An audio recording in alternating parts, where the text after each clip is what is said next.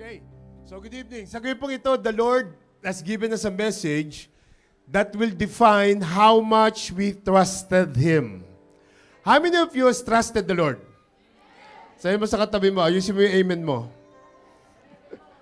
Talaga ba? Talaga bang trusted natin si Lord? Totoo lang yan, ha? O, sige, ulitin ko ulit. How many of you have trusted the Lord? Amen. O, sabihin mo ulit sa katabi mo, ayusin mo yung amen mo. Ayan. Ayan, okay. Kasi po sometimes, listen. Sometimes po kasi, kapag wala kang pinagdadaan ng problema sa buhay, trusted natin si Lord. Pero kapag may problema na, trusted pa rin ba? Hindi nga. Okay? So, yan po yung isa sa mga pag-uusapan natin tonight. So, maganda po yung topic natin. Okay, so let me read our first sets of verses tonight. Basahin po natin. May tigabasa ba tayo? May pakibasa mo nga, please. 2 Corinthians 13 verse 5, examine yourselves as to whether you are in the faith. Test yourselves. Do you not know yourselves that Jesus Christ is in you? Unless indeed you are disqualified. See the first statement. Examine yourself as to whether you are in the faith. Test yourself. Sabi mo sa katabi mo, test yourself. Kalabitin mo, sabi mo, examine yourself. Amen? Verse 6. Ano sabi? But I trust that you will know that we are not disqualified. Ayan. Sabi mo sa katabi mo, you are not disqualified. In the other side, tapikin mo sa balikat. Tapikin mo, yugyugin mo. Sabihin mo, you are not disqualified. Amen? By faith, you are not disqualified tonight. Amen? Now, tonight, I would like to talk about a very important topic, and the title is, The Testing of Your Faith. Amen? The testing of your faith. Sabi nyo nga, the testing of your faith. Look to your neighbor again and say with conviction, tonight, your faith will be tested. Sa kabilang side, sabi mo, tonight, your faith will be tested. Okay, so listen. Alam niyo po itong particular passage of scriptures na to, for 2 Corinthians 13:5-6, yung binasa natin, it was Apostle Paul who write to the church of Corinth. Yung binasa natin na yon, si Apostle Paul na nagsulat para sa church ng Corinto. Paul wrote the letter for the Corinthian church. And this is his second letter to them. At sinulat niya yon para sa kanila because why? Because the church is having a big trouble. The church is having a mess. At nakita niya na ang problema, yung mga tao nawawalan ng pananampalataya sa Diyos. Amen? Yung binasa natin kanina, para sa mga church ng Corinto yon, nawawalan ng pananampalataya sa Diyos sa mga tao. Now again, bakit second letter na ni Paul sa Corinthians church? Again, listen to me.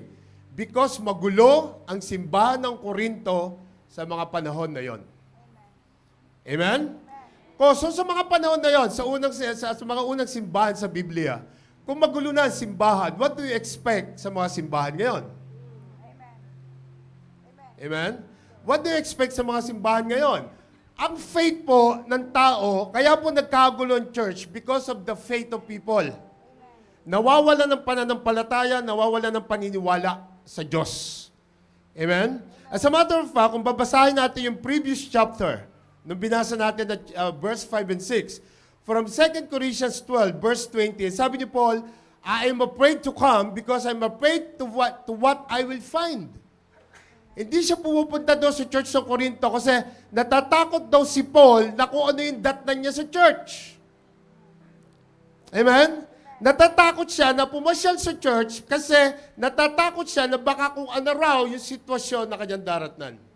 Sige po, para makita natin, basahin po natin yung sabi. Sige nga. For I am afraid that when I come, I won't like what I find, and you won't like my response. I am afraid that I will find quarreling, jealousy, anger, selfishness, slander, gossip, arrogance, and disorderly behavior. Nako.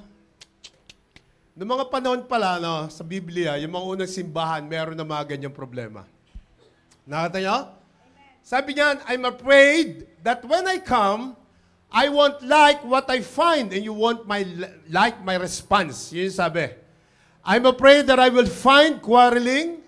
I will find jealousy. Sabihin nyo nga, quarreling, jealousy, anger, selfishness, slander, gossip. Isa pa, gossip, arrogance, and disorderly behavior. Yan po yung mga pinangakambahan ni Paul sa puso niya. Listen, sa puso niya, yung mga practices na yan, na wicked Corinth, has already invaded the whole church. Kinain na po ng mga paniniwalang yan, yung mga bagay na yan, yung loob ng simbahan. So, sumulat siya hoping that they would straighten out their lives before he visit them. Kaya siya sumulat. Are you with me? Are you following me? Kaya siya sumulat sa verse 5 and 6 kanina, para bago siya dumating sa simbahan, hopefully, maayos na yung mga problema. So ang gusto sana ni Paul na mangyari, bago man lang siya dumating, mayroon ng kaayusan yung simbahan. Amen? And listen to this. Sa totoo lang, kahit na nung mga unang panahon na yan, mismo sa Biblia, meron din mga ganyang problema, as I said earlier. Meron na po. So he's writing to them to challenge them and say, I wonder how many of you are truly born again. Tama? So, sinulat ni Paul yan kasi gusto niya sabihin sa mga tao, how many of you are truly born again? Tatanungin ko kayo ngayon, how many of you are truly born again? Salamat Lord, may 4 na nag-amen. Sa dami nyo, 4 lang talaga ha? How many of you are truly born again? Wow, dumami bigla. Okay? Yan po yung gusto itanong ni Paul. Para makita niya yung kaayusan. How many of you truly have the relationship with God? Tama? And I think this is a very important question, mga anak. Listen to me carefully. Maganda ito pag-usapan natin. This is a very important question. Kasi po, lahat tayong mga church-goers need to ask ourselves. Kailangan yung tanungin ng mga sarili nyo ngayon. Kasi po sa totoo lang, God created us, ano sabi? According to His image. According to His likeness, right? But again, many of us are not truly transformed in the likeness of Christ. Matatagal na sa church, sa mga Kristiyano, hanggang ngayon, hindi natatransform ang buhay para maging Christ-likeness. Amen? Hindi lahat ng church-goers ay siguradong saved. Ulitin ko uli ha. Hindi lahat ng mga umaattend sa church is siguradong saved. Hindi lahat. So tonight, you need to ask yourselves. At magkakaroon po tayo ng test tonight. Okay lang sa inyo magkaroon ng test? Kasi hindi po nangangahulugang attending ka na ng church o ng LRC for 3, 4, 5, 6 years. Hindi po mahalaga yon. Kasi po, ang mahalaga, sigurado ka sa sarili mo na save ka. Hindi pinag-uusapan yung tagal mo sa church. Amen? At natahimik silang lahat. Amen? And I think it is very important to talk about this a little bit to all of you. Maganda pong topic to. Because I don't want anybody who's coming here regularly in Life Harvest Restoration Church to think that because you are a regular attendee of the church, you think that your name is written in the roll of LRC Church. Don't ever think that means that your name is written also in the book of life. Hindi nangangulugan na matagal ka ng attendee ng church, ang pangalan mo nakasulat na sa book of life. Kailangan po siguraduhin natin yan. Amen? Amen! Mga anak, I just want to be clear mga anak, okay? I just want to add a clarity sa pinag-uusapan natin. I don't want you to think that because you are water baptized in this church and you are taking weekly communion in this church or you're singing the worship team and you are part of the ushering team and you're involved in the intercessory team or whatever you're doing, I don't want you to think that you're qualified or being automatically saved and going to heaven. Amen? Amen. Am I talking to somebody here? Kasi po mga anak, I want you to understand that being in the faith, listen to this. Pag sinabing you are in the faith, listen to this, is qualify more than just the fact that you got the right hand in the fellowship. Hindi lang ibig sabihin na ikaw is busy sa ministry, meron kang ginagawa, andiyan ka lagi weekly save ka na. Hindi po yun ang basihan, tama? How many of you believe me? I want you to make sure as your pastor that you have in fact a genuine relationship to Him. Yon ang magbibigay ng kaligtasan sa iyo. Hindi yung ginagawa mo sa church. Malinaw po ba tayo? Kasi sabi po ni Paul, sa binasa natin, in the last chapter of his final letter, in the corrupt carnal church of Corinth, ito po yung sabi niya, examine yourself as to whether you are in the faith.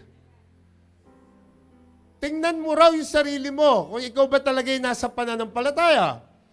The Corinthians were called by Paul to examine and test themselves to see if they're really Christian. If they're really having a relationship with Christ. At ganun din sa atin lahat tonight.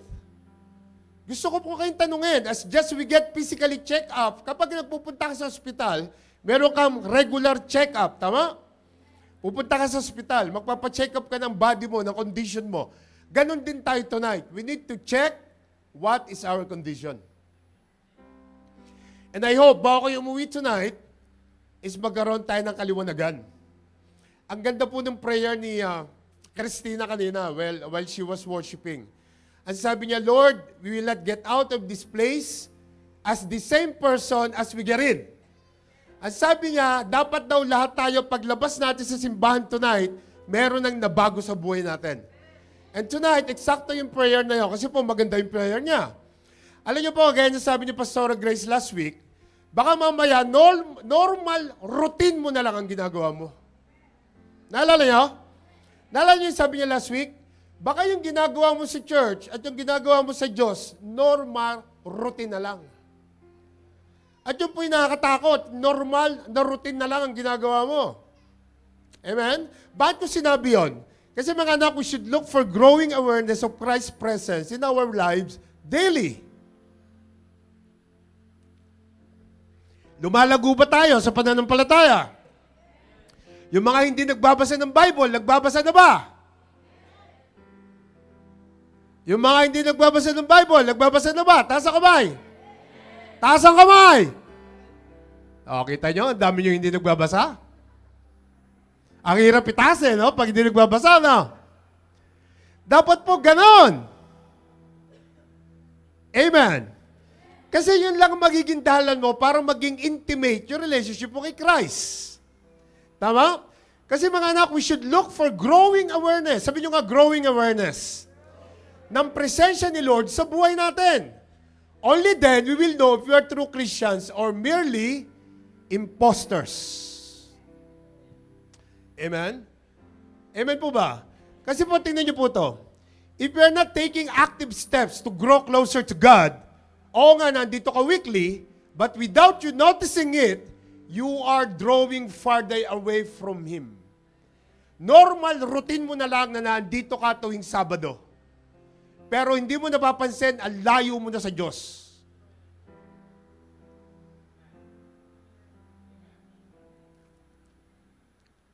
Amen. Lahat ba may dalang Bible? Sino walang dala? Ilang linggo na tayong pinagdadala, hanggang ngayon wala ka pa rin dala. So kapag may nagtaas ng kamay at hinawakan mo yung Bible niya, yung sabi na, this is my Bible, huwag mo sasabihin sa iyo yun. This is his Bible, this is her Bible, kasi nakikikapit ka lang, amen? Amen? Grabe, ang ganda na cellphone mo, kapatid, Bible, wala ka. Nako, yun, may mga butikinan dumaan.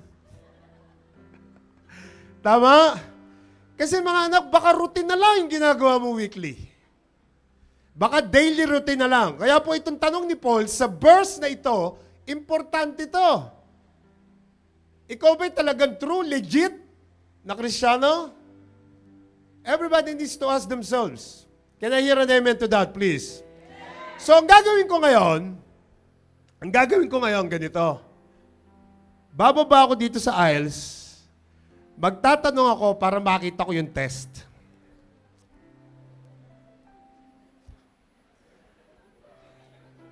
Nagkukulay helicopter na kayo. Lalo na nandito sa side, no? No, I will not do that. I will not do that. Hindi ko po gagawin yon, okay?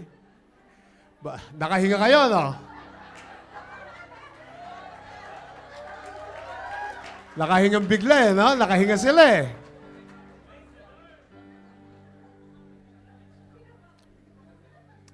Alam niyo, habang ginagawa ko ito, sabi ko, ano kayang bumaba ako sa aisles hanggang doon sa dulo? Hanap ako ng mga tiga-anim na tao sa side. Sabi ko, wag na lang. Sabi ni Lord, wag na, baka mapahiya ka. Kaya wag na lang. Kasi pag ako napahiya, ako'y nakakahiya. Tama? Ako yung pastor, eh. Tama po ba? So, hindi ko gagawin yan. Ang gagawin po natin, kasi marami sa inyo kinabahan, nagkulay helicopter na agad, nandito pa lang ako. Nagkulay. Okay?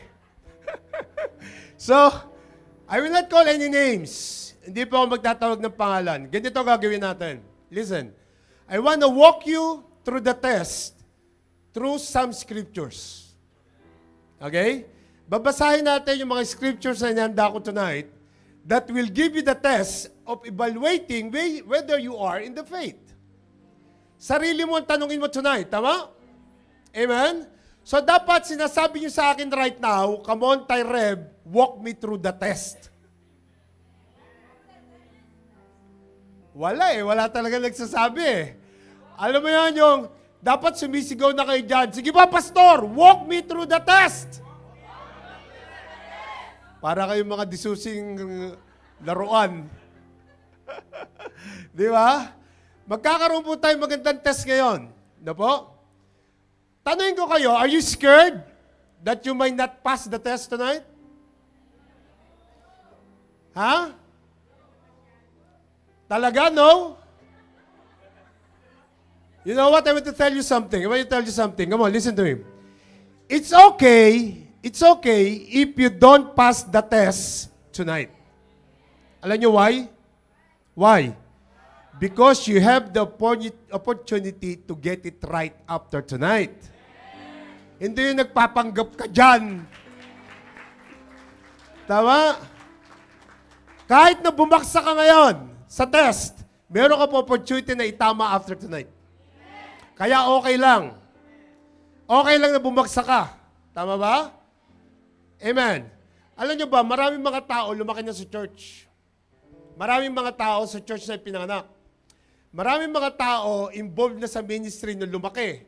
Nagsaserve na sa Diyos. Pero may mga tanong pa na sa sarili nila. Sila ba talaga ay nasa faith? Amen? Yung ang tagal mo na dyan, magtatanong ka pa sa sarili mo sometimes, ako ba talaga ay nasa pananampalataya, nasa tamang pananampalataya? O routine na lang yung ginagawa ko? Amen? Again and again, every Saturday nasa church ka. Every week nasa cell group ka. Okay, nagsaserve ka sa ministry. Worship leader ka, anumang part ng ministry, kasama ka. And so on and so forth. Nagpa-water baptize ka pa. Amen? So alam nating lahat na Christian ka. Tama po ba? But listen to this. Even to all those religious activities that we might have at involvement mo sa church, did you even realize that sometimes there is something missing deep down inside of you? Napansin yan? Kahit na gano'n ka naka-active sa ministry, kahit na tuwing Sabado nandito ka, sometimes, pag may dumadaan na difficulties, issues, worries sa buhay natin, meron pa rin kulang pakiramdam mo. Tama? Tama po ba? Maaaring nagtataka kayo sa mga sinasabi ko. But tonight, sa test na meron ako sa inyo, I hope in Jesus' name, maliwanagan nyo yung pag-uusapan natin sa gabi ito. Amen? The most important thing that you can do is to make sure that beyond the shadow of doubt, that each and every one of you are saved. Tama? Sisiguraduhin natin ngayong gabi yan. Sino kami niyo if you're excited? Kailangan siguraduhin natin sa gabing to na pag-uwi nyo, lahat kayo saved na. Mga kapatid, LRC, hindi mo pwedeng ang tagal mo na dyan, hindi ka pa save. Amen? So whatever the test na maririnig nyo from tonight, you need to get that to happen to make sure that you're saved. Amen? Listen to this, mga anak. Ito yung sabi ko rito. It will be tragic to walk around thinking that you're saved and then die and found out that you aren't saved. Yan ang pinakamasakit sa lahat. Tama? Dahil nasa loob ka ng church, akala mo saved ka na. Amen. Are you with me? Tragic yan. Now, look at me, everybody. And it will not be because the senior or pastor of Life Harvest Restoration Church did not challenge you and asking you yourself whether you are truly in the faith. Sa gabing to, ako mismo magtatanong sa inyo para sigurado tayo. Amen? Kasi as a pastor ng church, kailangan po malaman natin lahat to. Tama po ba? So, i-challenge ko kayo tonight, pero hindi ko kayo tatawagin sa isa. Don't worry, okay? May kausap po ba ako rito? Alam niyo po, ako at si Pastora Grace are all accountable to each and every one of you. Malaki po ang pananagutan namin, tama? And so, what is the test? Buti na lang, nagtanong kayo. What is the test? As a matter of fact, meron akong mga verses na babasahin sa inyo to test each one of you tonight. Amen? I would like to start by looking to the threefold test as mentioned in 1 John chapter 1. Ang 1 John po is naandoon lahat yung pag-uusapan natin. Sino sa inyo nakapagbasa na ng 1 John? Amen? Nakapagbasa na kayo? Okay, so this is not the Gospel of John. Okay? This is the first epistle of John.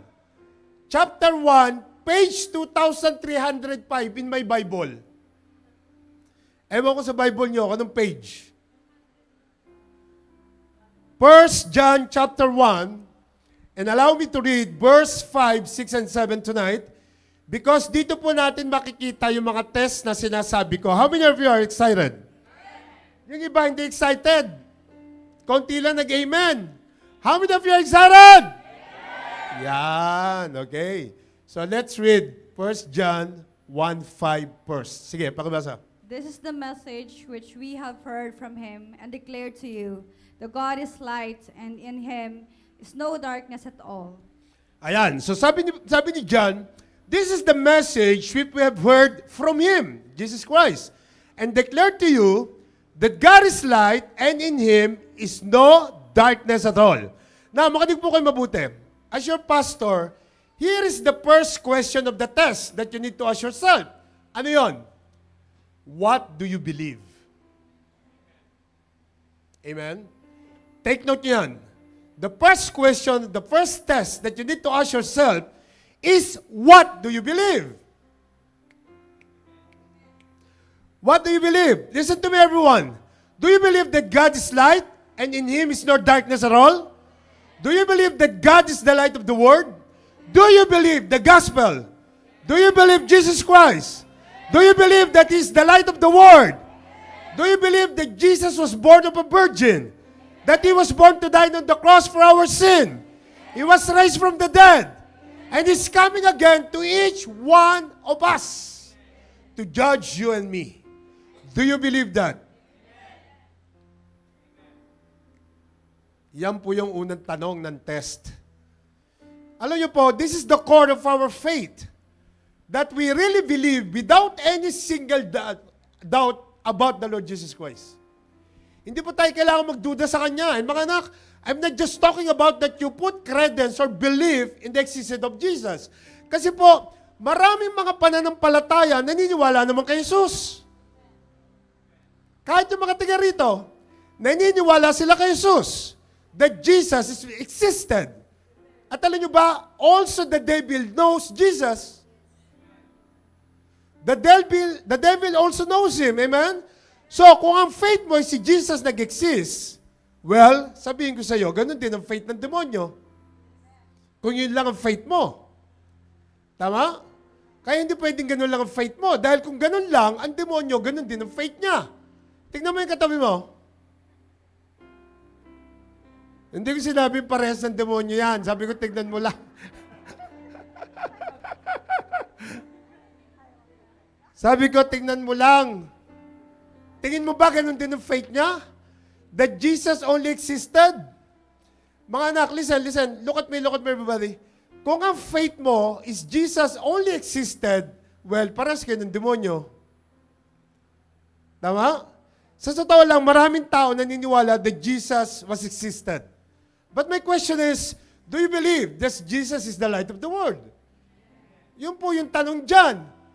That Jesus is the light of the world, and in Him is no darkness at all. Tama? And again, do you believe that He was born of a virgin?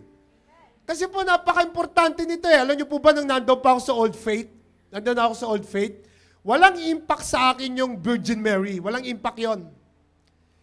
Na si Virgin Mary ipinanganak si Jesus. Pero ganun lang alam ko, walang impact sa akin yon. Napakalaki pala ng importance no na si Jesus ipinanganak ng isang virgin. And that is what we believe right now. Tama? Meron tayong paniniwala na gano'n. Na si Jesus ipinanganak ng isang Virgin Mary. Amen? That he was conceived by the Holy Spirit. Tama po ba? Amen? That they believe that he was conceived without contact to Joseph. Amen? Amen? Kasi yung ibang reliyon, naniniwala sila kay Mary also. Naniniwala sila sa virgin birth ni Jesus Christ. But they never thought about what is the impact of that. Ano yung impact na si Jesus, si pinanganak nung walang contact kay Joseph? Si Mary at si Joseph, tama? Amen. And the reason why this is important to believe that Jesus was conceived by the Holy Spirit because that was the reason why He escaped the doctrine of original sin. Tingnan niyo po yung sabi rito, pakibasa ng anak. Therefore, just as sin entered the world through one man, and death through sin, and in this way, death came to all people because all sinned. Okay, so we are created by God and we came in existence through our ancestors. Sino yan? Si Adam at si Eve, right? So dahil sa kanila, pumasok ang kasalanan through one man. At yung kamatayan, dahil sa kasalanan, nakuha natin lahat. Tama? Through what? Through blood in our veins. Yung dugo na nanalalantay sa katawan natin is nakuha natin kay Adan at kay Eva, at nung nag-disobey sila kay God, ang sabi ng Bible, for all have sinned and fall short of the glory of God. There is no one righteous, no not anyone. Romans 3:10, yun ang sabi. So lahat tayo naging makasalanan kasi nakuha natin yung kay Eva at Adan. So ano yung impact ngayon ng virgin birth? Na si Jesus, hindi kontaminado yung blood niya ng Adam and Eve. Kasi he was conceived by the Holy Spirit. Amen. Are you following me?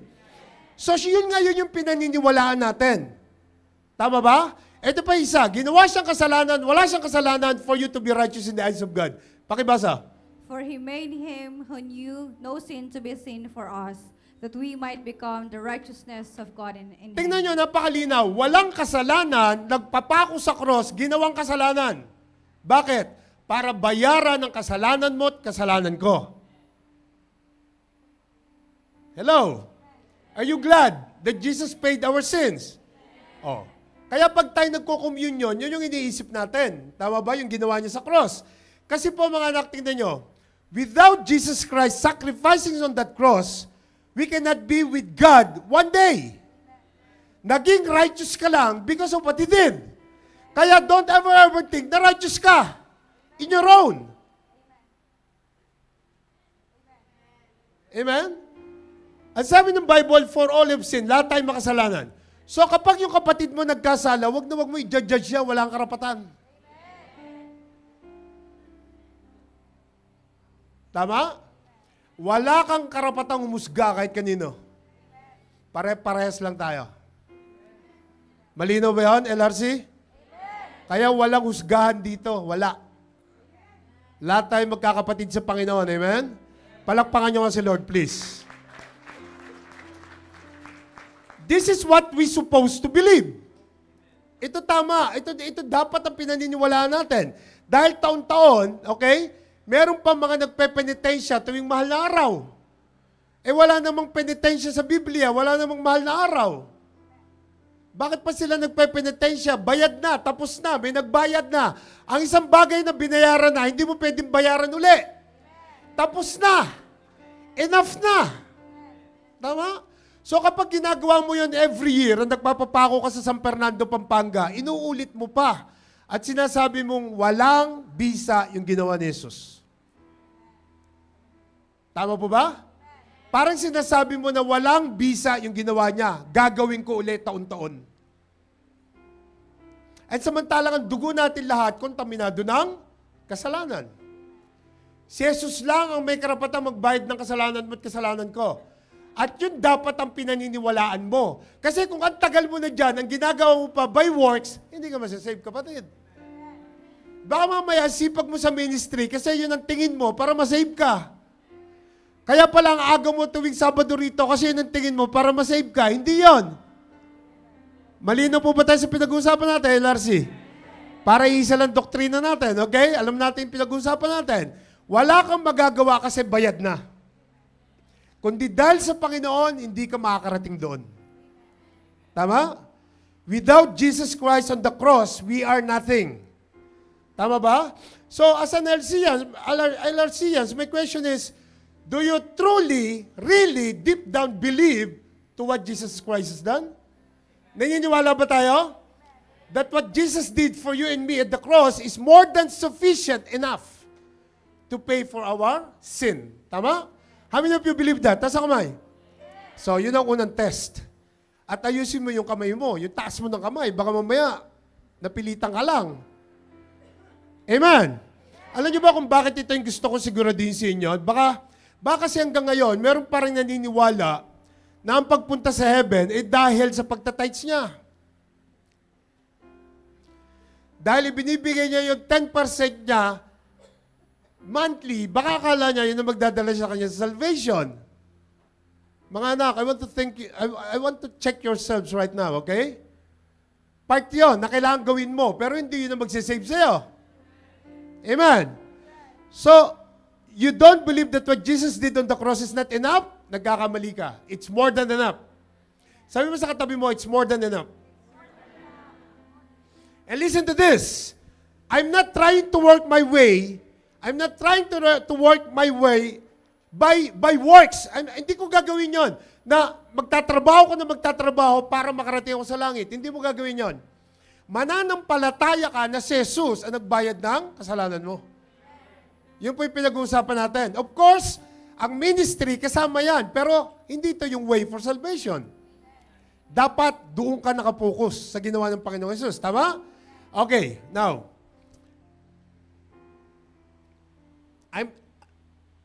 hindi lang yon. Meron pang isang importante na dapat natin paniwalaan. That Jesus did not just die for my sins. Ano pa? But He was buried. Hindi lang siya namatay para sa kasalanan ko, inilibing pa siya ng 3 araw. Tama ba? He was buried. And why is that important? Because His burial means that when we got into the grave, He took our sins with Him. Lahat ng kasalanan mo at kasalanan ko, dinala niya sa ilalim ng lupa for 3 days. How many of you believe that? Taas ang kamay. Lord, yung hindi nagtaas, hindi niniwala sa iyo, Lord. Pasensya ka na, pinapaliwanag ko na, Lord eh. Tama? Nandiyan ba tayo? Para wala yung utak nyo rito sa pinag-uusapan natin. Amen?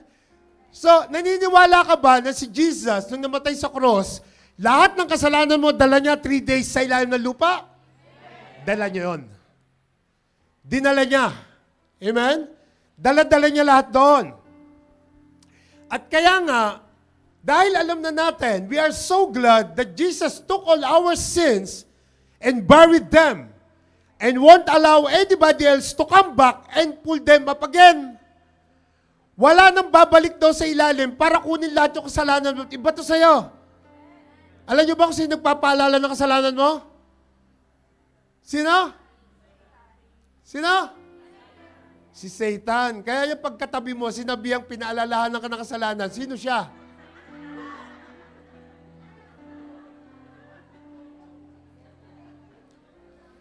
So, malinaw na malinaw pinag-usapan natin. Amen? Next time, pag meron nagpaalala ng kasalanan mo, si Satan ka, no? Ganunin mo. Narinig ko kay Pastor Babian. Sabi mo pangalan ko. Ang Panginoon nga, sabi ng Panginoon, your sins and iniquities, I remember no more. Nakalimutan niya na lahat. Bakit papaalalahanan ka pa ng katabi mo? Ibig sabihin, si Satan yan.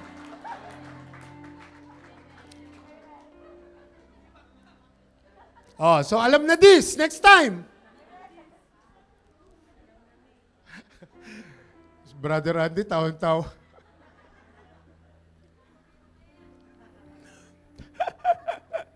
Di ba?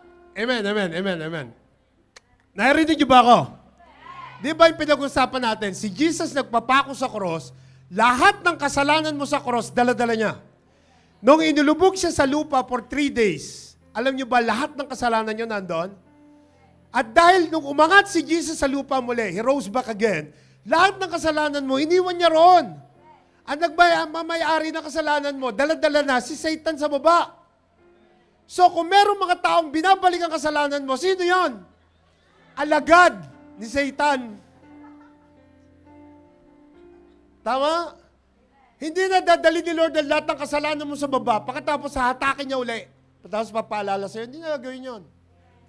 Yung mga taong, alam nyo na, ang gagawa nun. Tama?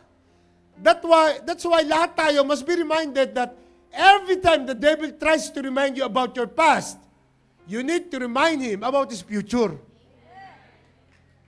Amen? Come on, give Jesus a big clap offering. Come on, everybody. Amen. So every time na i-remind ka niya, i-remind mo siya ng future niya kasi ang biyahe niya doon talaga. Tama? You got to remind yourself, yes, I might done that. Yes, nagawa ko siguro yon. Pero ngayon, hindi na ako ganon. I'm a changed man. Tama mo ba? Sabi mo sa katabi mo, I'm a changed man. Huwag mo sabihin man ka, kumuman ka. I'm a changed woman. Amen? You got to remind yourself, mga anak, you got to remind yourself. Maaring ginawa ko noon yon, pero ngayon, hindi ko na gagawin yon. Dahil nasa Panginoon na ako, tama? I've been washed by the blood of the Lamb. My chain had been broken. Tama ba? I am a brand new creation. Sabi nyo nga, I am a brand new creation. Jesus has washed and taken all my sins away. Yes, kinuha niya lahat. And so mga anak, that's a great news. Tama? So you don't need to feel that guilt again. Wala nang guilty feeling, tama? Tama? Wala nang guilty feeling. So bakit ka pa nakakaramdam ng guilty feeling? Baka hindi ka pa naniniwala kasi.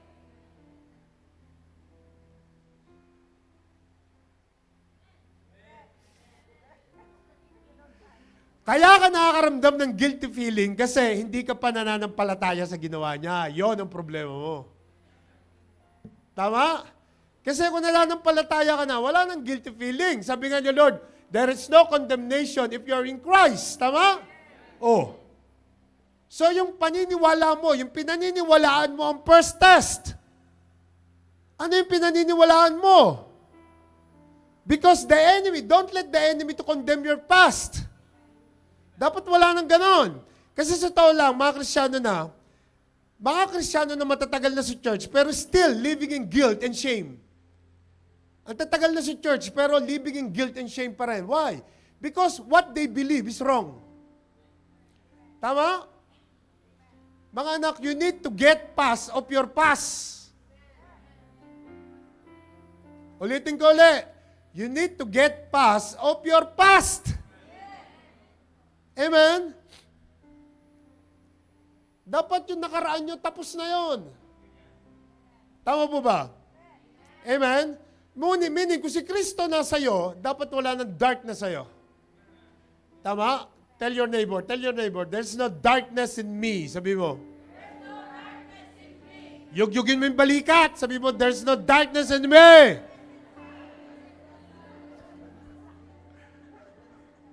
Nandaan niyo mo naman, baka mahulog ang puso niya. Amen? Ito pa isa. I have to believe that only that He died on the cross for me and He was buried. But listen to me, this is the kicker tonight. Here's what separates Him from Buddha, from Confucius, and all the others. Okay, ano yun? In that early Sunday, He got up out of the grave. Yon ang pinaniwala natin. Ng Panginoon, buhay! Hindi siya patay! After 3 days, nabuhay siya muli. So, dapat ganun din ang paniniwala mo. Hindi pwedeng ang tagal mo na rito, kumakanta ka pa, hindi ka naniniwala sa ganun. Are you getting my point? Nakuha yung point ko? Kasi po, you need to test your faith, mga anak. Dapat yung faith natin tama. If you don't believe that Jesus was raised back from the dead after 3 days, malabo yun. Amen? So, hindi lahat ng Kristiyano naniniwala roon. So, tonight, we need to test our faith. Tama? At hindi lang yon.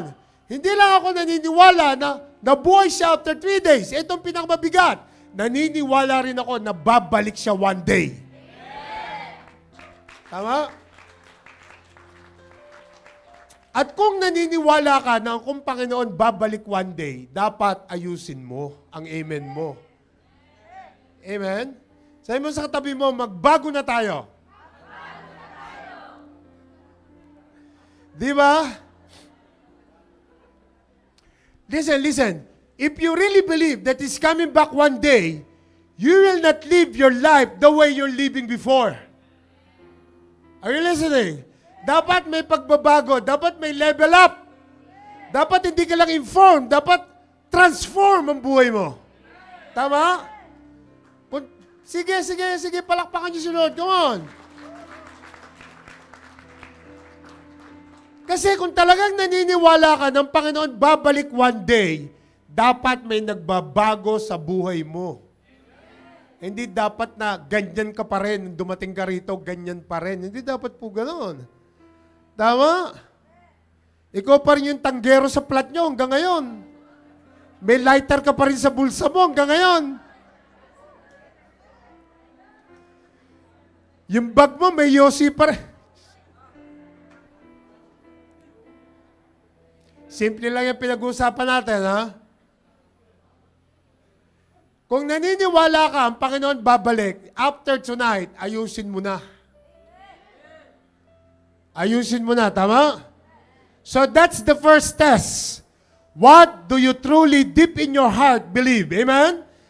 Because what you believe will dictate the second point that I have tonight. Basahin nga natin yung susunod na verse. Pakibasa nga. If we say that we have fellowship with Him and walk in darkness and we lie and do not practice the truth. If we say that we have fellowship with Him and walk in darkness, we lie and do not practice the truth. So this is the second test. What do you practice as a Christian? What do you practice? So meditate natin na konti itong verse na to. Ano ibig sabihin ko dyan? If you say you have fellowship with Him, amen, and walk in darkness, paano nangyari yun? If we say that we have fellowship with Jesus and still walking in darkness, ano sabi? We lie and do not practice the truth. So ang tanong ko, what do you practice in your life as a Christian?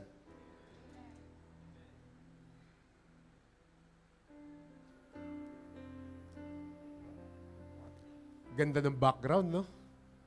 Nakakadali, no? What do you practice? Do you still work in darkness? At sabi ng Bible, you are a liar. Tama? At alam nyo ba, liars go to? Napaka-judgmental nyo naman. Liars go to church. Hela God. Hindi ba pwedeng church muna para mag-repent? Judgmental ang katabi mo. Sabi mo sa kanya, masyado kang judgmental. Amen. So, listen to me carefully. What do you practice? Meaning, sa araw-araw na buhay mo, anong ginagawa mo? Kasi if we say that we have fellowship with Jesus and walk in darkness, we lie. Nandito ka nga, pero pag wala ka rito, may ginagawa kang iba. And sabi niya, we lie and do not practice the truth. Look at your neighbor. Mukhang liar ba? Mukhang liar? Ha? Hindi naman, no. Wala na yung mga liar, umalis na ng church. Okay? Amen. Okay? So let's read the following verses para mas lalo natin madiinan to, no? Para mas lalo natin makita yung second point. Let's go to 1 John 2nd chapter 3. Ano sabi? Pakibasa nga. Now by this we know that we know Him, if we keep His commandments. Ayan, alam mo siya, kilala mo siya kung yung commandment sinusunod mo. Tama? Verse 4. He who says, I know Him, and does not keep His commandments, is a liar, and the truth is not in him. Okay, listen. He who says, I know him, and does not keep his commandment, is a liar, and the truth is not in him. Meaning, pansanin nyo dito mga anak, isang statement lang to, pero 2 times niyang sinabi. Inulit niya. Basahin nyo ulit. Isang statement lang yan, pero 2 beses niyang inulit. He says the same thing, but he mentioned it twice. Are you with me? Tingnan niyo po yung verse 5. Sabi po sa verse 5.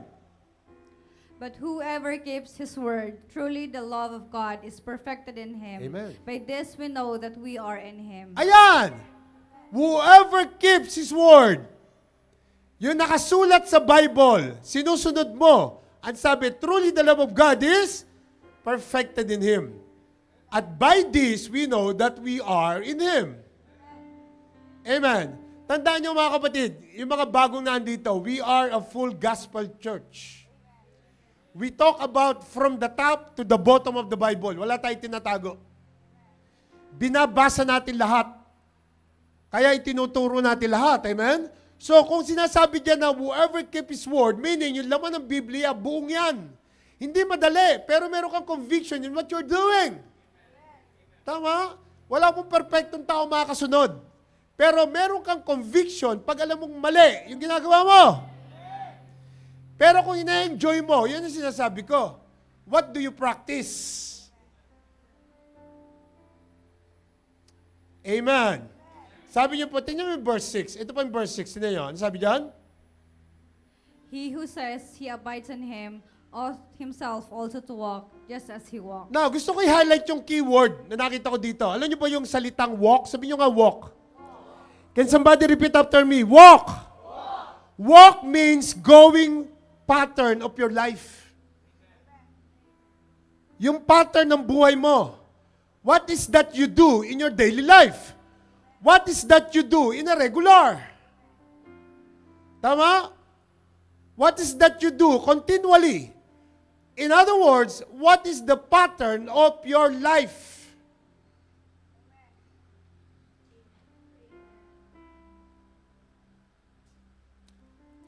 Amen.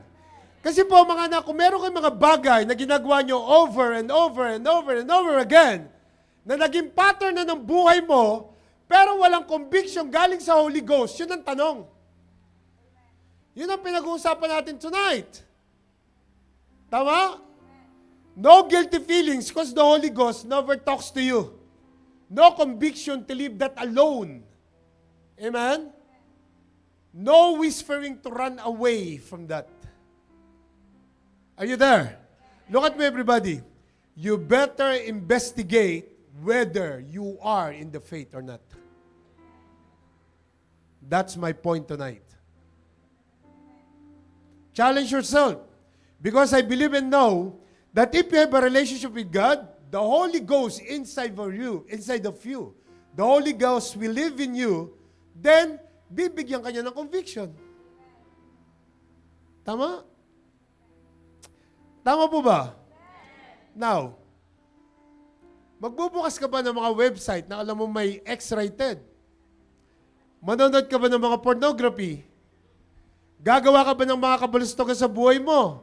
Kung alam mo si Jesus, katabi mo? Think about it. Think about it. Meron akong wifi, ang ganda ng internet ko, ang lakas eh. Pupunta ba ako doon sa mga bagay na alam kong mali kung si Jesus katabi ko lang? Ano? Sagot. Oh. Eh, alam nyo ba katabi nyo siya every second of your life?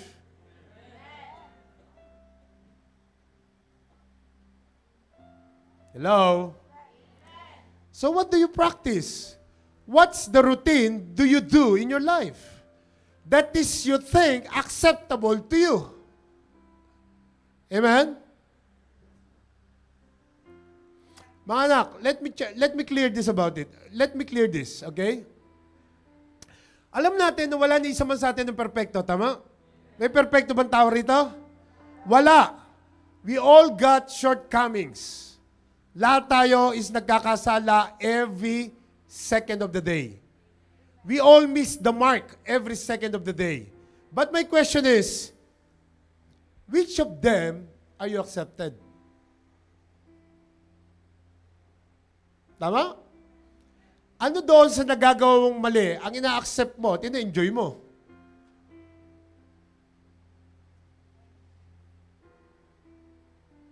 Pahina yung amen na, nawala na yata.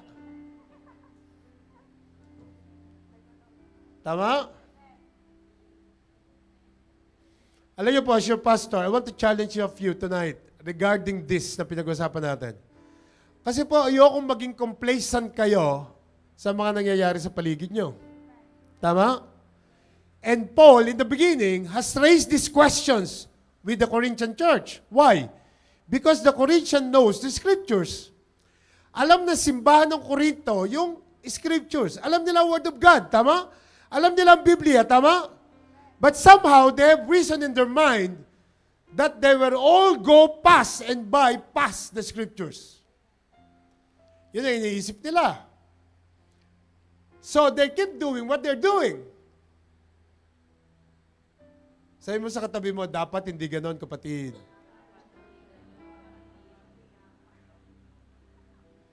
So, si Paul, kung babasahin niyo yung buong istorya, no, si Paul, parang sinasabi sa kanila ni Paul na hindi ko ma-imagine na nasa loob kayo ng church, ganyan ang ginagawa nyo. Kaya sumulat siya ng ganon. Tama?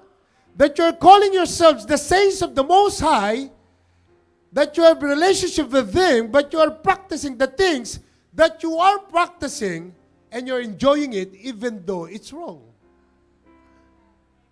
Tama? Nakita niyo yung mga binasa natin kanina sa simula? Doon galit na galit si Paul. At kung yan nangyayari noon, nangyayari yan ngayon. Kaya sabi ni Paul, examine yourselves. Tama? And that is the same word I would like to ask each and every one of you. Examine yourselves. Examine yourself whether you are in the faith or not. Marami kasi mga Kristiyano, ang tatagal na sa simbahan. Alam niyo yun? Nakakalungkot. Sobrang tatagal na. Kapag nag-worship, 2 kamay nakataas, pati paa nakataas. Pero kung magkwento ng buhay ng may buhay, grabe. Amen? Kung pakailaman yung buhay ng may buhay, grabe. Even tapos na napakaraming taon, ikinukwenta pa ulit ngayon. Pero pag nag-worship yun, 2 kamay pa, nakataas, paiyak-iyak pa yon. Bakit ganon, di ba? Dapat hindi na ganon. Ito yung sinasabi ni Paul, examine yourself, whether you are in the faith. Tama? Ang pag-usapan natin, yung Diyos, hindi yung buhay na may buhay. Ano pa nangyari dyan sa katabi mong yan? Hayaan natin ang Diyos dyan. Pag-usapan natin si Lord, hindi yung buhay niya. Come on, give Jesus a big clap offering. Come on. Are you listening to me? Narinig niyo ako? Huwag niyong pakailaman yung buhay na may buhay. Hayaan niyo sila. Ang pakailaman mo yung salvation mo. Tama? Yun ang hindi ko ma-imagine talaga habang ginagawa ko to You need to examine yourselves. Tama po ba? Baka mamaya, feeling mo, napaka-righteous mo na. Nakikita mo yung muta ng iba, yung mata mo may troso na hindi mo alam. Tama ba? Because mga anak, listen to me. I don't believe that if you have a relationship with God and you walk with Him, that He will allow you to keep doing the things that you're doing. Ginagawa mo yun kasi may ibang spirit na sa'yo. Kasi kung nasa Diyos ka, hindi mo gagawin yun. Tama. At maraming Kristiyano ganyan. They don't realize na pumapatol na sila sa gawa ng demonyo, hindi nila alam. So, meaning, anong faith meron ka? Ano yung pinapractice mo araw-araw? Routine. Routine na lang araw-araw. Walang inner being. Tama? Kasi kung meron kang Holy Spirit within you, hindi mo gagawin yon. Ano man nangyari sa katabi mo, ano man ginawa niya sa buhay niya, forget about it. Let's focus to God. Hayaan mo siya sa buhay niya. Diyos ang bahala dyan. Hindi mo kailangan ikwento yan sa buong kongregasyon. At hindi ka pa nasayahan, pati ibang church, kinuwento mo pa. Tapos sabihin mo, Kristiyano ka. Amen? Amen. Are you listening to me? Come on, let's examine ourselves, mga anak. Examine yourselves. Alam niyo, ina-admire ko yung mga taong nagkamali siya, inaamin niya. Yung meron siya nagawang mali, inaamin niya yung pagkakamali niya. Walang justification. Yun yung inahangaan ko mga tao. Kasi we don't need to judge anyone. As long na yung tao nagsisisi sa kasalanan niya, then ano gagawin natin? Kung si Jesus nga nagpatawad ikaw, hindi mo mapatawad. Tama. Amen. Come on. Examine yourself. Sabi mo sa katabi mo, examine yourself. May mga taong okay, nadapa, bumangon, nagbago, palakpakan natin si Lord sa buhay niya. Di ba? Hindi nadapa na, tatapakan mo pa. Nadapa na, tinadyakan mo pa. Amen? Wala namang perfectong tao rito. Meron ba rito perfecto? Kung perfect ka, di ikaw mag-judge. Wala namang perfect. Lahat naman tayo makasalanan. Tama po ba? So kapag nadapa, tulungan mo tumayo. Dahil baka one day, ikaw naman ang madapa. We don't know. Amen. So, ang nababothered ako sa mga taong ganon, yung meron ng nalublob, tuluyang pang ilulublob. Tama? Meron na nga nadapa, tinapakan pa. Yun ang nagbabothered sa akin, amen? Come on, I just want you to realize, you are the child of the Most High God. Anak ka ng Diyos. You got Jesus inside of you. You got the Holy Spirit supposed to be leading you in any way. Tama po ba? Kaya hindi mo pwedeng sabihin na tao ka lang ang nagkakamali. Hello? Pastor, tao lang ako nagkakamali. O sige, accepted nyo yan. Once is a mistake, second is a choice.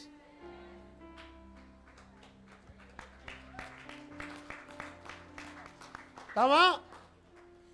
Sa una, nagkamali ka, mistake yon. Pero pag sa pangalawa, ano na yon? Mistake pa rin? Mistaken ka kung yun ang thinking mo. Tama po ba? Choice mo na yon. Amen? Mga anak, I don't want you to think, isipin niyo po, tonight, I don't want you to think that we are a church who don't preach the truth. We are a church who preached holiness. Tutulungan natin lahat ng mga tao. We preach the holiness of God in this church. Tama? Because God calls you to live a holy life. Tama po ba? So kailangan marinig nyo rito to. You got to fight to live holy. Because this is a battle. Tama po ba? Hindi madali. Lahat tayo. Mahirap para sa atin lahat. But you need to get into the battle. Tama? You need to get into Jesus and He will help you to live holy. Kailangan si Jesus ang tutulong sa'yo. Siya ang lalapitan natin. Tama? At alam nyo ba, sometimes, meron ng mga kasalanang ipinadlock na, pilit mo pang hinahanap yung susi.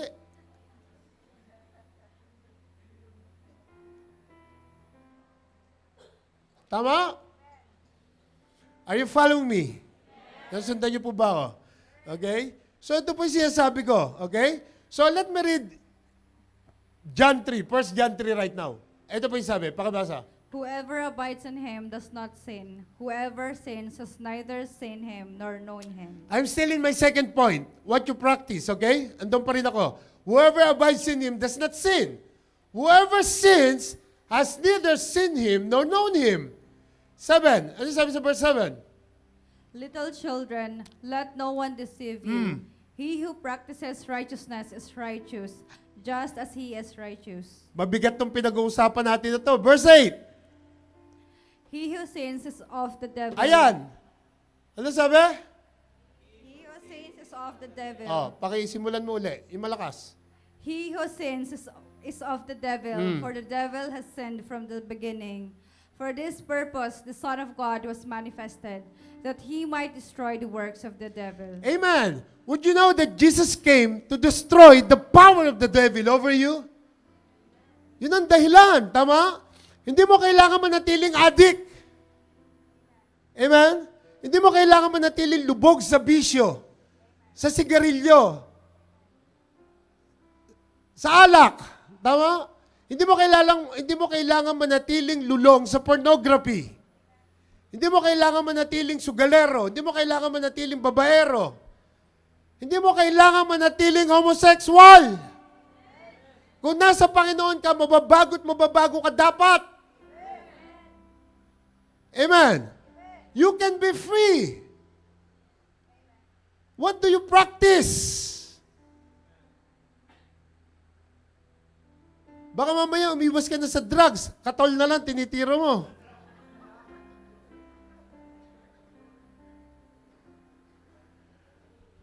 As a matter of fact, alam niyo po, we have lots of people here na pinalayanan ni Lord sa buhay nila na dati sobrang gulo. Tama? Palakpakan niyo nga si Lord. At kung yung ginawa ni Lord sa ibang tao, kaya niya rin yung gawin sa buhay mo. Tama ba? Sa buhay ko. Why? Because He's a way maker. Miracle worker. Promise keeper. He's a working behind the scene God. Tama, lagi siya nandoon. Ang gusto niya, mabago tayo lahat. Tingnan yung verse 9. Tingnan yung verse 9. Ano sabi sa verse 9? Whoever has been born of God does not sin, for his seed remains in him, and he cannot sin because he has been born of God. So, what does this verse means? Ano po sinasabi ng Panginoon? Nasa second point pa ako. What do you practice? Ano po sinasabi ng Panginoon sa atin dito? Listen to me. You cannot make sin a practice and be comfortable with it. Tama. Hindi pwedeng nakasanayan at na-enjoy mo na yan. Come on, may kausap po ba ako dito? You will not stand before God one day and say, I didn't tell you because I'm telling you right now. Tama? Look at your neighbor. Look to your neighbor. Sabi mo sa kanya, Tatay Bob is preaching to you right now.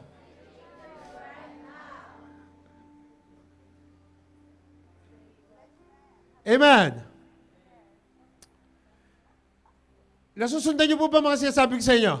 Okay, so what is the first test? What do you believe? Second test? Here's the third test. Pakibasa lang. But if we walk in the light as he is in the light, we have fellowship with one another. So to know if you're still in the faith, what is our third and final test for tonight? Ano yon? How do you get along with others?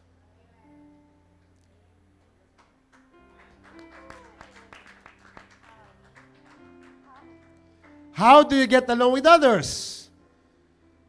Paano ka nakikitungo sa ibang tao? Kung sinasabi mo may faith ka kay Lord, paano ka nakikitungo sa ibang tao? Because if you're walking in the light, as He is in the light, the third test is, how do you get along with other people? Tama? Paano ka nga ba nakikitungo sa ibang tao? Tandaan niyo po, God has given us the ability, supposed to be, to have a fellowship with one another. Yan po yung sabi dyan. At tandaan niyo po, if you cannot get along with anybody, if you don't like anybody, you better investigate whether you are in the faith or not. Kung hindi mo nagugustuhan yung katabi mo, kung hindi mo gusto yung sa leader mo, kung hindi mo gusto yung ka-flatmate mo, katrabaho mo, boss mo, wala kang gusto kahit sino, tanungin mo yung sarili mo, may faith ka nga ba?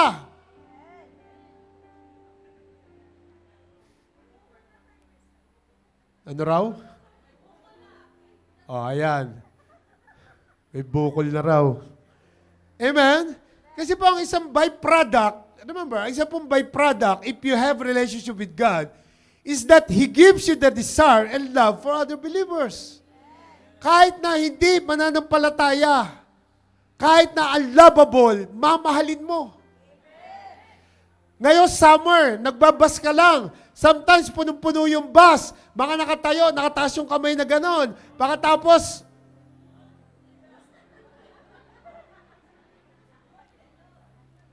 summer na summer, umaalingasaw sila. Oh, yan ang sinasabi ni Lord. You can love the unlovable because Christian ka. Hindi naman yung love na boyfriendin mo. Hindi naman yon. Ibig sabihin, wag naman napakasuplada mo. Bumili ka ng kotse mo, mag-taxi ka kung ayaw mo. Sometimes sa taxi rin, ganon. Paano ka nagre-react? Ang dami nakaka-relate eh. Oh. Di ba? How do you get along with others? Hindi lang yan sa loob ng church, lalo na sa labas. Tama? Tandaan nyo po, ang isang byproduct, ulitin ko ulit, if you have relationship with God, is that He gives you the desire and love for other believers or other person. Tama? At ito po importante. Don't tell me that you're a child of God if you don't like to be around with church people. Ulitin ko ulit. Don't tell me that you're a believer, a child of God, if you don't like to be around with church people. Come on, to women preaching here tonight. Kasi po, pwede kang believer, pagkatapos solo flight ka lang. Pasensya na, pastor ha, kasi it's between God and me alone. No. Walang ganon. And then, pastor, kasi kami lang dalawa ni Lord. Hindi mo pwede yun. Listen to me. Paano mo sinasabi sa akin yun? Listen to me. You cannot become what God wants you to become by yourself. Hindi mangyayari yun. Tama? Wala pa akong narinig na solo flight na Christian. God uses the church and the gifts that He places inside the church to help make you everything that He wants you to be. Kailangan mo na someone na mag-guide sa'yo. You cannot do it by yourself. You need somebody to correct you if you're not doing the right thing. You need somebody to pray for you when you get discouraged and frustrated. You need somebody to teach you the Word of God if you misinterpreted the Word of God. You need somebody to hold you accountable when you don't have anybody to hold you accountable. Kailangan mo yung katabi mo, kailangan mo yung cell group mo, kailangan mo yung sa leader mo. Tama? You need somebody to lift your spirit when you're down and depressed and sorrowful. Kaya hindi mo pwede ikaw lang at Diyos. Hindi mo pwede yun. Tama mo ba? I don't know about you, but I need the church. I love the church. I like to fellowship with the people in the church. Tama? At alam nyo ba, mahal namin kayong lahat. Kahit hindi nyo kami mahal. Buti na lang, wala nag-amen. Kala ko may mag-amen eh.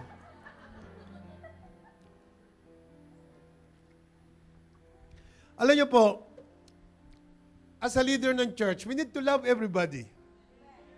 Kaya dapat ganun din kayo. Dapat, di ba, nagpapapicture ka. Ano yung tsura mo pa nagpapapicture ka? Naganon ka pa. Baka mamaya, wala application niya, naganon ka lang. Loving God, loving people.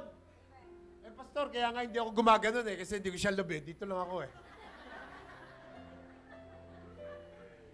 Ang tawag dyan, justification na naman. Alam nyo ba yung loving God, loving people, yan po yung purpose ng church. Tama? Yan yung purpose. Now, bakit yan ang purpose? Kasi yan yung 10 Commandments sa ginawa na lang ni Lord na dalawa. Sa Old Testament, 10 Commandments. Pagdating sa New Testament, love your God with all your might, hand, and soul. Tama? And love your neighbor as. At kaya nga, loving God, loving people tayo. Tama ba? Pagkatapos, hindi ka maka-get along with others. Ano yon? Sabi mo sa katabi mo, wag ganun, beshi. Sabi mo.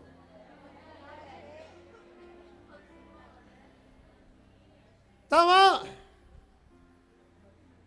At tandaan nyo, because God is love, He loved us first. Tama po ba? Una niyo tayong minahal, kaya mahalin mo siya. At alam niyo po ba, kung tunay mo mahal ang Diyos, madali lang mahalin niya katabi mo. Tama? Sino rito nagmamahal sa Diyos? Oh, yung katabi mo, madali lang mahalin yan. Kasi mahal mo ang Diyos. Amen po ba? Tama? Tama mo ba? Kaya hindi madaling maging pastor. Amen? Kasi kinakalaban ka na, mamahalin mo pa rin. Alam niyo ba yun?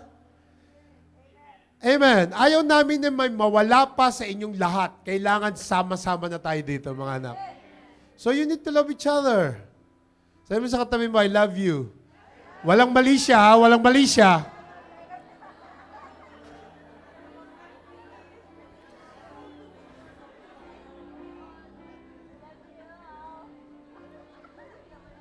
Ito. Listen. See the next verse. Pakibasa. He who says he's in the light, and what? And hates his brother, is in darkness until now. Yan. Ang ganda ng pinag-uusapan natin dito. Ang sabi mo na kay Lord ka na, nasa light ka na, pero hate mo yung brother mo. Pastor, hindi naman brother, sister eh. Ganon din yon. Justification ka na naman. His brother, his sister. Parehas yun. So, pag galit ka raw, you are still in darkness until now. So, paano mo sasabihin na nasa Panginoon ka kung patuloy mo kinaiinisan niya katabi mo? Tama? Listen to me. God will give you the capacity to love somebody even though you know that they don't like you. Ulitin ko uli. Bibigyan ka ng kapasidad ni Lord na mahalin mo siya kahit na hindi ka siya mahal, kahit nagalit siya sa'yo.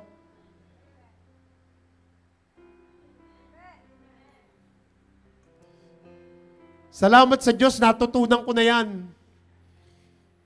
Kahit na galit ka sa akin, kahit anong ginawa mo, mahal pa rin kita. Pwe. Sabi, ganun. Yun po yung tama. O, si Auntie, high five them, Brad. Yeah. Di ba? Worship team, punta na kayo rito. Tandaan nyo mabuti. Ang Panginoon, bibigyan ka ng kapasidad na magmahal. Kahit na ano pang ginawa sa'yo, kaya nga sabi, pray for them eh. Love them eh. Feed them eh. Diba? So kapag natutunan mo yun, nandoon ka na. Can I get a right amen there, please? So let's read John 3:14. Tingnan niyo po yung sabi. Music team. Sabi po sa John 3:14, ano sabi? We know that we have passed from death of life because we love the brethren. So paano daw natin malalaman that we pass from death to life? Paano? Because you love the brethren. Kasi mahal mo sila. And tingnan niyo ito last statement. Meron pa yan eh. Sabi rito, he who does not love his brother, ano sabi? Abides in death. Oh. Nasa church ka na, tagal mo na sa church eh. Pero yung katabi mong brother and sister, hindi mo kaya mahalin. So kung hindi ka marunong magmahal sa kapatiran mo, then you will be abide in death. That's the word of God. Tama? Tingnan mo yung katabi mo, mukhang kamahal-mahal ba? Dapat lang na mahalin mo yan. Lalo na kung katabi mo, first timer, mahalin mo yan. Para maramdaman niya. Sino yung mga nag-invite ng first timer? Taas ako kamay. Oh, yan.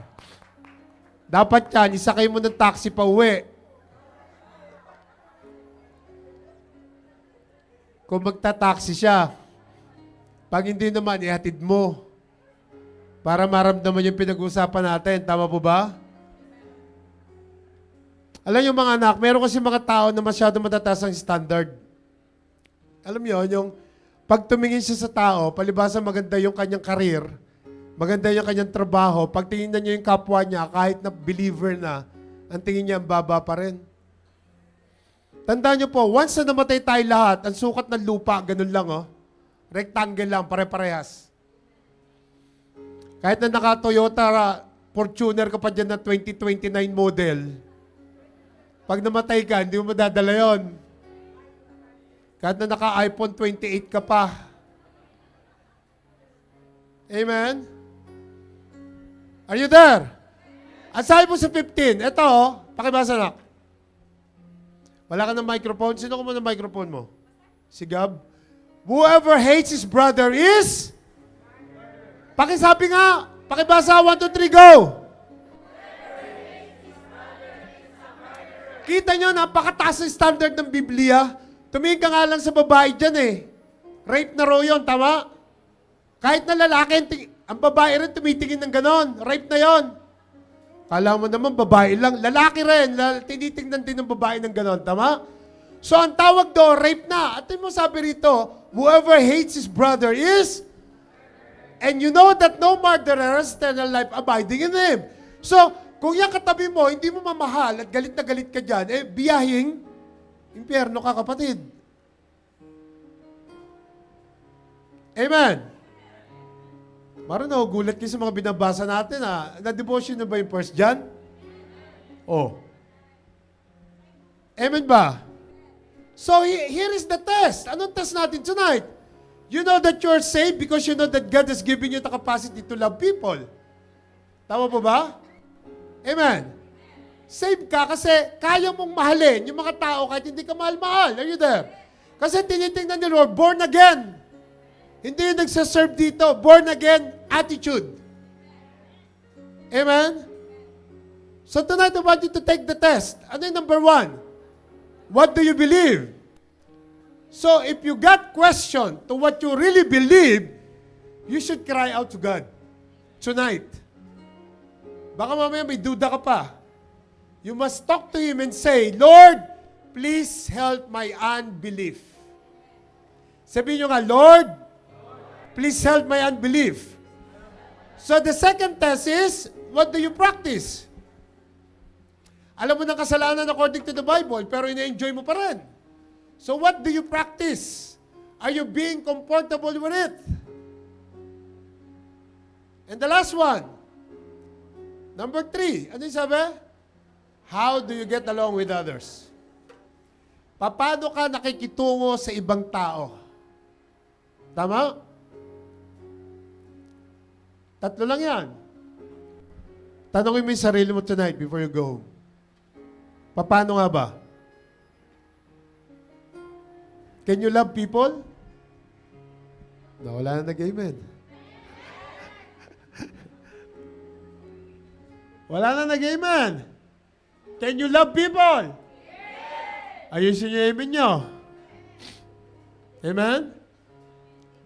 So tonight, I want to challenge each of you, mga anak. Coming here in the church and raising your arms, jumping in with the dance and clapping your hand will not give you a real assurance that you will go to heaven. Kung yung 3 yan, wala sa'yo. Tama? Kung sa tingin mo, yung pagsaserve mo, pagkanta rito, pero wala pa rin yung 3 yan, pagtugtog, wala pa rin yung 3 yan, pag-attend mo, wala pa rin yung 3 yan, wala pa rin. Are you listening to me tonight? Nakuha niyo yung best si Lord tonight? So, pag-usapan natin na maayos to, and I believe, meron kayo natutunan tonight, tama? Can you all stand, please?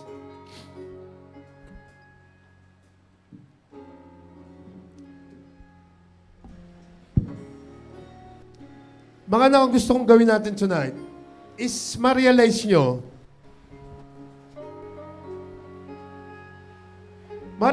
na huwag kang pupunta dito sa church